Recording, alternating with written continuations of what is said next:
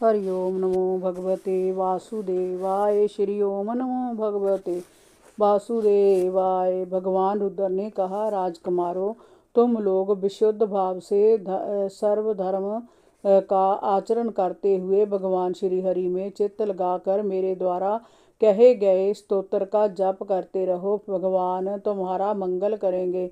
मैंने तुम्हें योगादेश नाम का स्तोत्र सुनाया है। तुम लोग इसे मन में धारण कर एकाग्रता से अभ्यास करो और अपने अंतःकरण में स्थित सर्वभूतों में रहने वाले परमात्मा श्री हरि का बार बार स्मरण करते रहो। इस लोक में सब प्रकार से कल्याणकारी मोक्षदायक ज्ञान ही सबसे श्रेष्ठ है।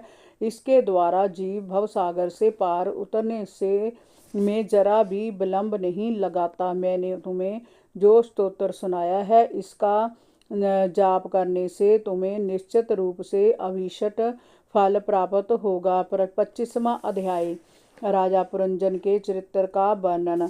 श्री मैत्रेय जी ने कहा, विदर जी, इस प्रकार प्रचेताओं को उपदेश देकर भगवान शंकर अंतर ध्यान हो गए। उन पर प्रचेताओं ने भगवान शंकर द्वारा दिए स्तोत्र का 10,000 वर्ष तक जप करते हुए तपस्या की।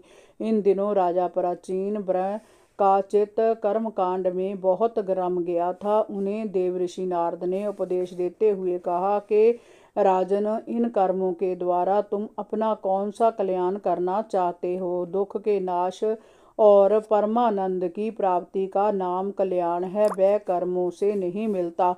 राजा ने कहा, नारद जी, मेरी बुद्धि तो कर्मों से फंसी हुई है, फिर कल्याण कैसे हो? आप मुझे कोई ऐसा उपदेश दें जिससे मैं कर्म बंधनों से छूट जाऊं। नारद जी ने कहा, राजन, तुमने जग में हजारों निरपराध पशुओं को की बलि दी है।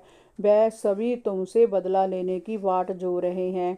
तब जब तुम मरकर परलोक में जाओगे, तब वह तुम्हें अपने लोहे के सिंगों से छेदेंगे।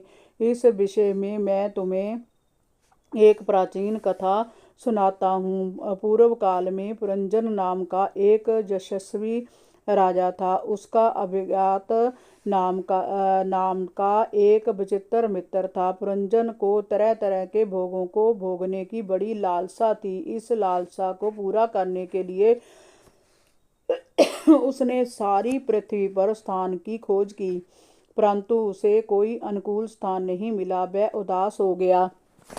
एक दिन उसने हिमालय पर्वत के दक्षिणी शिखरों पर कर्म भूमि भारतखंड में 9 द्वारों का एक नगर देखा। वह सब प्रकार से उपयुक्त था। चारों ओर परकोटों से घिरा नगर उशानों, भय अटारियों, खाइयों, सुंदर झरोकों और अनुपम राजद्वारों से सुशोभित था।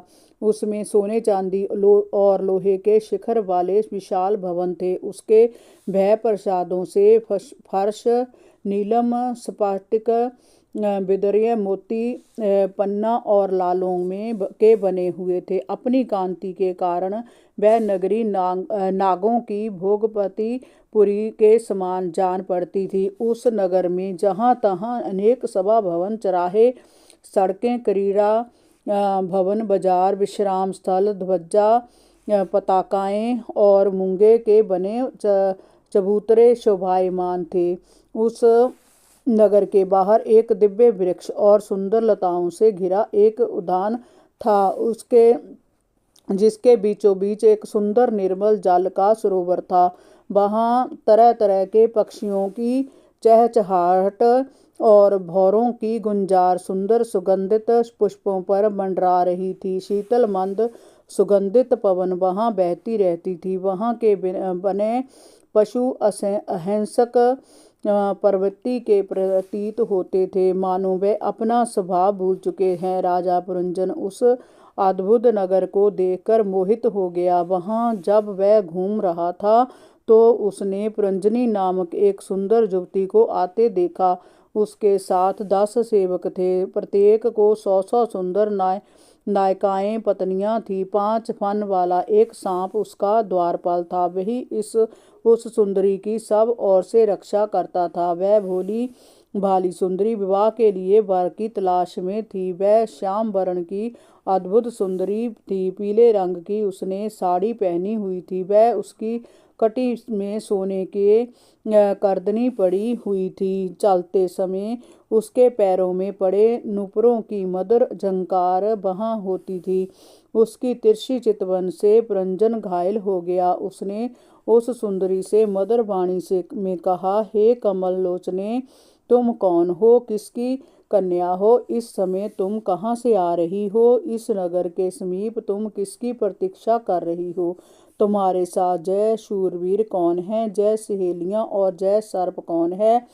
तुम इस एकांत वन में किसे खोज रही हो? देखो, मैं बड़ा वीर और पराक्रमी हूँ। क्या तुम इस पुरी में मेरे साथ विहार करोगी? नारद जी ने कहा, राजन, जब पुरंजन ने उसके रूप पर मोहित होकर उससे इस प्रकार जाचना की, तब उस सुंदरी ने मुस्कुराते हुए उसकी जाचना को अपनी सहमति प्रदान कर दी। उसने कहा, नरश्रेष्ठ, मुझे किसने जन्म दिया है मैं नहीं जानती। मैं जय भी नहीं जानती कि जय नगर किसने बचाया है। मुझे तो बस इतना पता है कि जब मैं सो जाती हूँ तो मेरे जय सखा, सहेलियाँ और जय सर्प मेरी रक्षा करते हैं। हरि ओम नमो भगवते वासुदेवाय।